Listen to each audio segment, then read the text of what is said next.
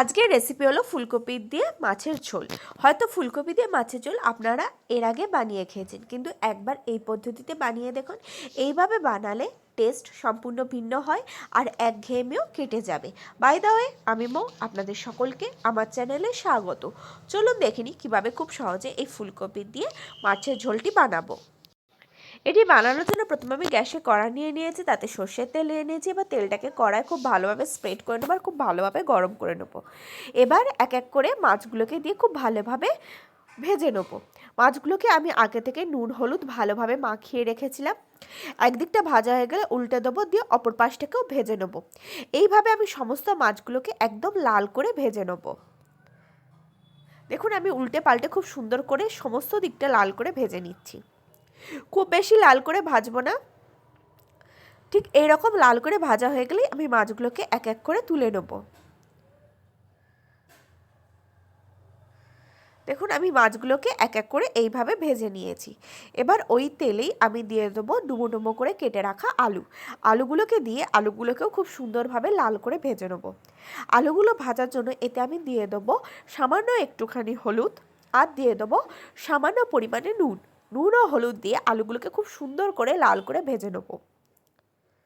আপনি যদি আমার চ্যানেলে নতুন হয়ে থাকেন তাহলে আমার চ্যানেলটি সাবস্ক্রাইব করার অনুরোধ রইল, আর পাশে থাকা বেল আইকনটি অবশ্যই প্রেস করে দেবেন, তাহলে আমার ভিডিও সর্বপ্রথম নোটিফিকেশন আপনি পেয়ে যাবেন।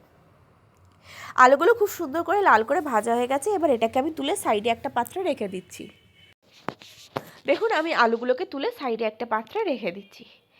এইভাবে সমস্ত আলুগুলোকে আমি তুলে নেব। তারপর ওই কড়াতেই তেল দিয়ে দেবো বড় বড় করে ডুমো করে কেটে রাখা ফুলকপিগুলোকেও খুব সুন্দরভাবে ভেজে নেব। প্রসঙ্গত বলে রাখি, ফুলকপিগুলোকে আমি গরম জলে নুন দিয়ে কিছুক্ষণ ভাপিয়ে সিদ্ধ করে নিয়েছি। পুরো সিদ্ধ করে নিই, হাফ সিদ্ধ করেছি।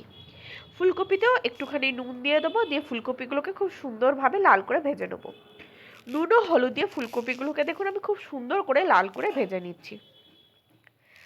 এইভাবে যখন ফুলকপিগুলো লাল করে সুন্দর করে ভাজা হয়ে যাবে, তখন আমি ফুলকপিগুলোকেও এক এক করে তুলে সাইডে একটা পাত্রে রেখে দেবো।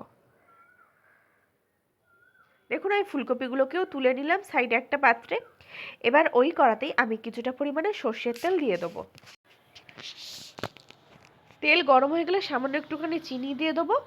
এরপর এতে দিয়ে দেবো পেঁয়াজ বাটা দিয়ে পেঁয়াজ বাটাটাকে খুব সুন্দরভাবে কষে নেবো, যতক্ষণ না এটা অর্ধেক ভাজা হচ্ছে এবং এর কালারটা ব্রাউন হয়ে যাচ্ছে।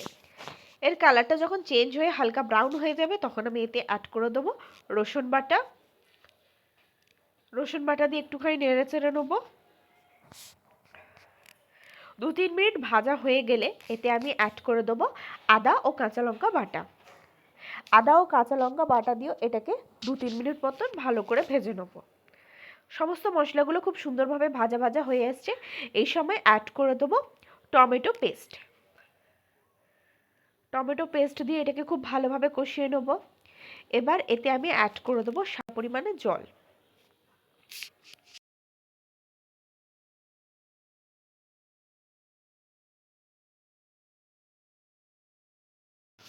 দিয়ে কষানো হয়ে গেলে এতে আমি দিয়ে দেবো পরিমাণ মতন হলুদ গুঁড়ো, দিয়ে দেবো পরিমাণ মতন লঙ্কা গুঁড়ো, আর দিয়ে দেবো কিছুটা পরিমাণে কাশ্মীরি লঙ্কার গুঁড়ো।